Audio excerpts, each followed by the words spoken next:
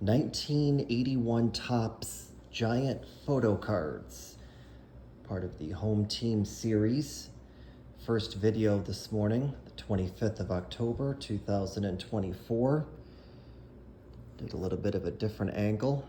Got some of the wife's fall decor in the background. We'll try to see if we can do some Christmas backgrounds come holiday time. All right, let's take a look at this one photo card.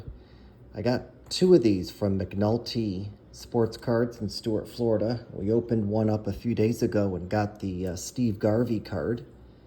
Let's see what is in this one. I've checked it. It's sealed. It's a little bit ripped, but it's been sitting in this package for 43 years, so I'm not surprised. Let's see what we got. Yeah.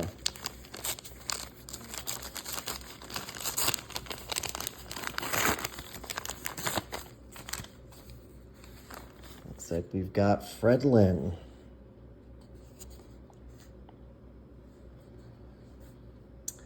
Looks like a beautiful 5x7 portrait photograph with a superimposed signature.